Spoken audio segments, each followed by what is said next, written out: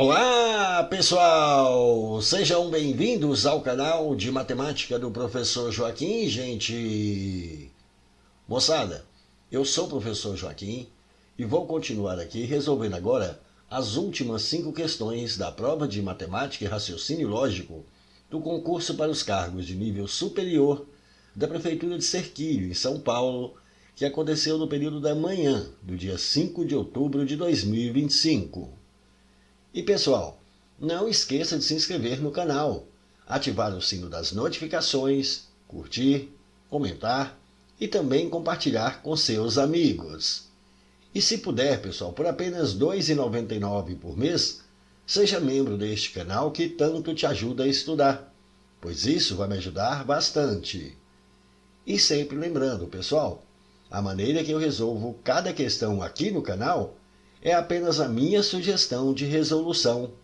Você pode resolver da maneira que você quiser, da forma que você achar melhor ou que você se sentir mais confortável. Esta aqui é somente a minha sugestão de resolução para poder ajudar a quem precisa estudar matemática, beleza? Então bora lá! Esta questão 16, pessoal, foi uma questão que tratou de média aritmética simples. Ela diz assim: a média aritmética de um conjunto de 30 elementos é igual a 15. Se acrescentarmos a esse conjunto dois elementos de valor 42 e 20, respectivamente, qual será a nova média?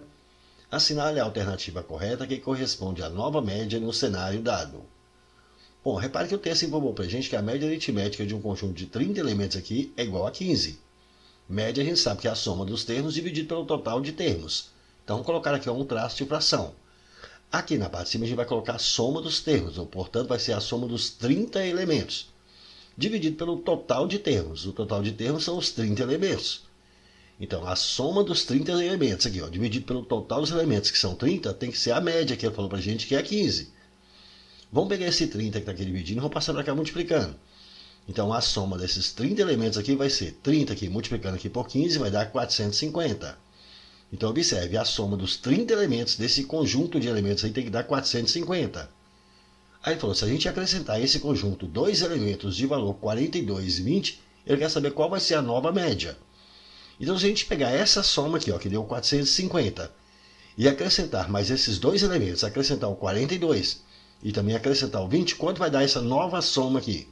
Vai ser 450 mais 42 mais 20, então essa nova soma aqui vai dar 512. Ele quer que a gente determine aqui qual vai ser a nova média. Então, vamos colocar um outro traço de fração aqui. Aqui na parte de cima vai ser a nova soma que a gente encontrou. A nova soma que a gente encontrou aqui foi essa daqui, Então, vai ser 512. Dividido aqui pelo total de termos. Qual vai ser o novo total de termos? Repara, a gente tinha 30. Nós acrescentamos dois elementos. Então, vamos ficar agora dividindo aqui por 32. Então, vai ser a soma dos termos aqui, dividido pelo total de termos, que agora passou a ser 32. Então, é só fazer essas continhas aqui agora. Dividir 512 por 32, a gente vai encontrar 16. E essa resposta tem aqui na letra D.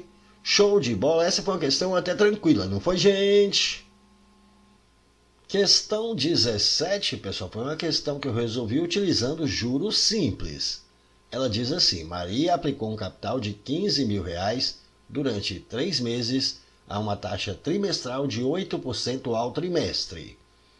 Assinale a alternativa que corresponde, respectivamente, aos juros e ao montante recebido após 3 meses.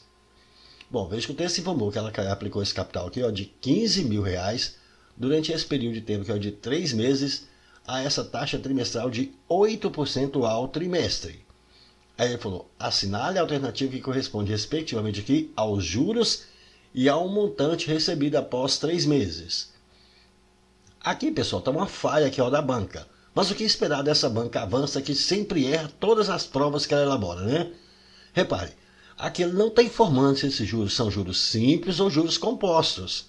Para que a gente consiga chegar à resposta da questão, eu vou considerar que os juros aqui são juros simples. Se for juros simples, a gente consegue chegar à resposta da questão. Mas, novamente, é uma falha da banca. Essa banca Avança, ela sempre comete erros. É normal demais erros da banca Avança. Ela não tem uma equipe de revisão. Então aqui, ó, os juros, para a gente chegar à resposta, vai ter que ser juros simples. Então a gente sabe que a forma de juros simples é dado pelo capital vezes a taxa vezes o tempo sobre 100. Mas observe, as unidades aqui, ó, estão diferentes. O tempo aqui está em mês e a taxa está em trimestre. Então a gente precisa converter tudo para uma mesma unidade. Eu vou fazer o seguinte, eu vou converter essa taxa que está em trimestre, que eu vou converter para mês. A gente sabe que um trimestre aqui, ó, são 3 meses. Então, para a gente poder converter essa taxa para mês, um trimestre são 3 meses, nós vamos pegar esse 8 aqui, nós vamos dividir aqui, ó, por 3. Vai ficar 8 terços aqui, ó, por cento ao mês. Pronto, então agora a gente converteu a taxa que estava em trimestre, a gente converteu para mês. Então as unidades agora ficaram iguais. Então é só substituir esses dados aqui, ó, na fórmula. O capital aqui é de 15 mil, a taxa a gente converteu para mês, ficou 8 terços de mês, e o tempo agora também está em mês, ficou tudo em mês, 3 meses. Então agora é só fazer as continhas aqui, ó. Vou colocar um traço de fração. O capital aqui é 15 mil, vezes a taxa em mês ficou 8 terços, vezes o período de tempo também em mês ficou 3. Tudo isso aqui, ó, sobre 100. Aqui eu vou poder cancelar o 2 zerinhos aqui de baixo com 2 zerinhos de cima. E veja, vai dar para cancelar também esse 3 aqui com esse 3 de cá. Então aqui sobrou 150. Multiplicando 150 por 8, você vai chegar em 1.200. Portanto, o juro que ela obteve aqui foi de R$ 1.200. Mas a gente também precisa determinar aqui qual foi o montante. Montante nada mais é que a soma do capital, que é 15 mil, com o juro obtido, que foi de 1.200. Somando 15 mil com 1.200, a gente vai chegar à resposta 16.200. Assim, o juro que ela obteve foi de 1.200 e o montante foi de 16.200. Procurando isso aqui nas alternativas, a gente tem isso aqui na letra A. Show de bola, foi uma boa questão, mas teve essa falha aqui, ó. Não foi informado se o juro é simples ou composto. Para a gente poder chegar à resposta, a gente tem que considerar juros simples, porque se usar juro composto, ele não tem a resposta. Então foi uma boa questão, mas novamente, mais uma falha da banca Avança aí, não foi, gente? Questão 18, pessoal, foi uma questão que tratou de função de primeiro grau. Ela diz assim, Jacó alugou um carro por R$ 200 a diária e mais 80 centavos por quilômetro rodado. Ele estava estudando a viabilidade desse contrato e colocou a função f de x numa planilha para avaliar os custos diários.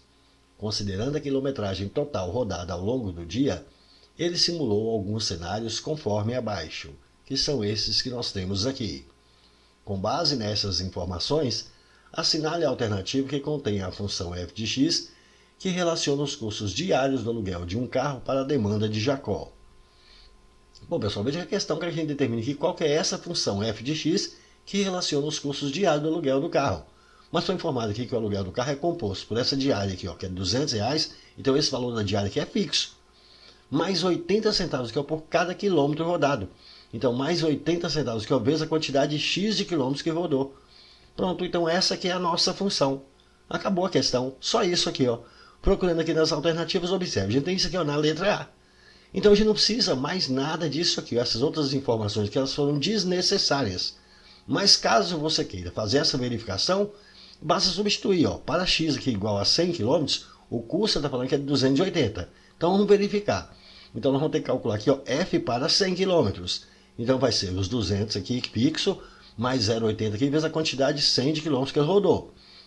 Multiplicando 0,80 aqui por 100, isso aqui vai dar 80. Somando 80 com 200, de fato aqui vai dar 280. Então, para x igual a 100, o custo realmente foi de 280. Isso aqui é verdade.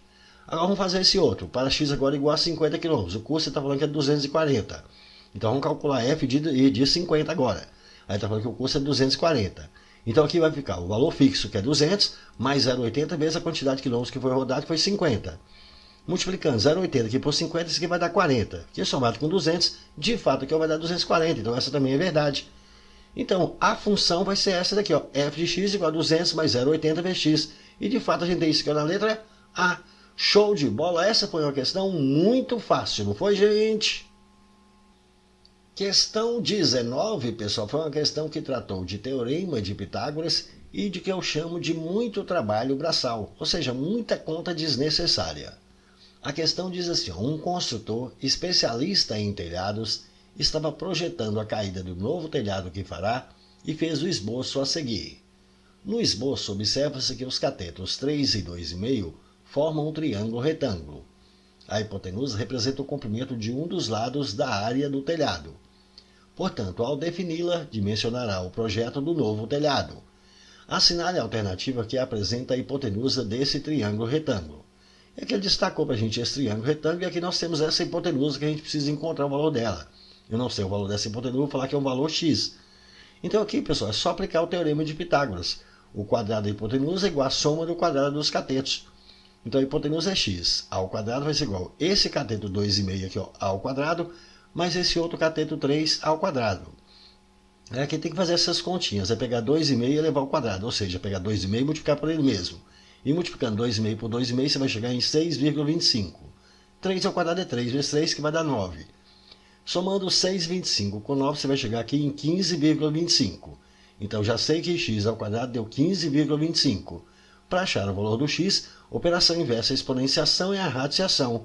Então x deve ser igual à raiz quadrada de 15,25. Então agora você precisa determinar qual que é essa raiz quadrada aqui ó, de 15,25. Bom, vamos pensar assim, ó. 15,25 é uma raiz que a gente não conhece, mas nós depois de 15,25 nós conhecemos uma raiz exata. Depois de 15 aqui, ó, qual é o primeiro número que a gente sabe que tem uma raiz exata? Repare que é 16. A raiz quadrada de 16 a gente sabe. Qual que é a raiz quadrada de 16? Qual é o número que multiplicado por ele mesmo aqui ó, vai dar 16? É 4. Então repare, 15,25 é menor do que 16. Então a raiz de 15,25 tem que ser menor do que a raiz de 16. Então essa raiz tem que ser menor do que 4. Agora, antes de 15,25, qual é o outro número que a gente conhece uma raiz exata menor do que 15,25? Repare que é 9. A raiz de 9 também a gente sabe que é uma raiz exata. Qual que é a raiz quadrada de 9? Qual é o número multiplicado por ele mesmo que vai dar 9? Esse número é 3. Então observe, as que nós temos raízes exatas aqui são essas. Nós temos a raiz de 9, que é 3, e temos a raiz de 16, que é 4. Como 15,25 é o número que está entre 9 e 16, então a raiz de 15,25 tem que ser o número que vai estar entre 3 e 4.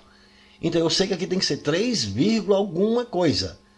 Como isso aqui tem que ser 3, alguma coisa, repare, a gente pode eliminar aqui ó, essa letra D e a letra E, porque não pode ser 4, porque a raiz de 16 é que é 4. A raiz para dar 5 aqui tem que ser de 25. Então não pode ser nem 4 nem 5, tem que ser o número que vai estar entre 3 e 4.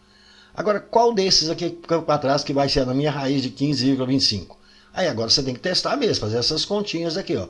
Vamos começar testando esse aqui. Se eu pegar o 3,9 e multiplicar por ele mesmo, eu preciso verificar se vai dar esse número 15,25 ou perto de 15,25. Se você fizer essas continhas aí no cantinho do papel, multiplicar 3,9 por 3,9, você vai encontrar 15,21. Repare, é o número que está mais perto aqui de 15,25. Não deu 15,25, mas está perto dele. Vamos testar com outro aqui, ó, 3,8. Se eu multiplicar 3,8 por 3,8, fazendo essas continhas aí, você vai chegar em 14,44. Está bem mais distante de 15,25, então a gente pode eliminar esse. Portanto, a raiz de 15,25 tem que ser 3,9. É o valor que mais se aproxima desse aqui, ó. Então, nesse caso, que é a alternativa que apresenta a hipotenusa desse triângulo retângulo, vai ter que ser 3,9. E essa resposta tem aqui na letra C. Show de bola, foi uma boa questão, mas teve muita continha boba aqui, não teve, gente? Última questão da prova, pessoal, foi essa questão 20, que tratou de termo geral da PG e, mais uma vez, muito trabalho braçal. A questão diz assim, qual é o primeiro termo de uma progressão geométrica na qual o 15º elemento seja 65.536 e a razão é 2? Bom, então observa, a questão que a gente determina aqui qual que é o primeiro termo aqui, ó, dessa progressão geométrica, dessa PG, na qual aqui, ó, o 15º elemento, ou seja, o A15, é igual a esse número, 65.536. E a razão na PG, pessoal, é representada pela letra Q. A razão aqui ó, é igual a 2. Então, observe, nós temos aqui o 15º elemento, conhecemos a razão e queremos encontrar aqui ó, esse primeiro termo. Então, para isso, a gente vai utilizar aqui a fórmula do termo geral da PG, que é a n igual a 1 vezes a razão Q elevado a n menos 1. Essa aqui é a fórmula do termo geral da PG. Nós queremos encontrar aqui o valor desse A1. Mas observe, nós temos o A15. Então, nosso n aqui ó, vai ser 15. Então, no lugar desse n que aparece aqui e aqui, nós vamos substituir e colocar 15.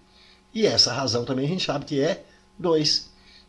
Então, aqui agora é só fazer as devidas substituições. Nós vamos ter aqui ó, A15 é igual ao valor do A1, que é o que nós estamos querendo, vezes essa razão 2 elevado a 15 menos 1, 14. Esse A15 que a gente já tem aqui na questão deu para a gente, que é 65.536. Agora a gente precisa fazer essas continhas aqui, ó, é muito grande, 2 elevado a 14. Para facilitar, eu penso que seja mais fácil a gente pegar esse 2 elevado a 14 e separar num produto aqui, ó, 2 elevado a 7 vezes 2 elevado a 7. Observe, produto de potência de mesma base. Se você conservar a base, que é 2, somar os expoentes, olha só, 7 mais 7, 14.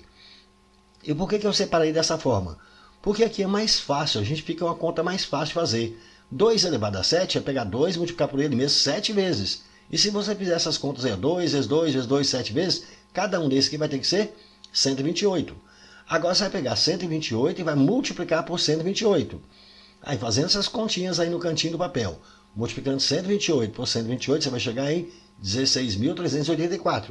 Então já sei que o valor desse 2 elevado a 14 aqui deu 16.384. Então agora aqui, ó, nós vamos ter 65.536 é igual a 1 vezes esse número. Ou seja, 16.384 que é vezes o A1. Se 65.536 é igual a 16.384 vezes A1, então 16.384 vezes A1 é igual a 65.536. Agora, para a gente achar o valor do A1, é pegar esse número que está aqui multiplicando e passa para cá dividindo. Aí vai essas continhas aí no cantinho do papel, pegando 65.536, dividindo por 16.384, você vai chegar aqui, A1 é 4. Portanto, o primeiro termo dessa nossa PG foi 4, e essa resposta tem aqui na letra C. Show de bola, foi uma boa questão, mas mais uma vez questão com muita conta, muito trabalho braçal mesmo, foi, gente?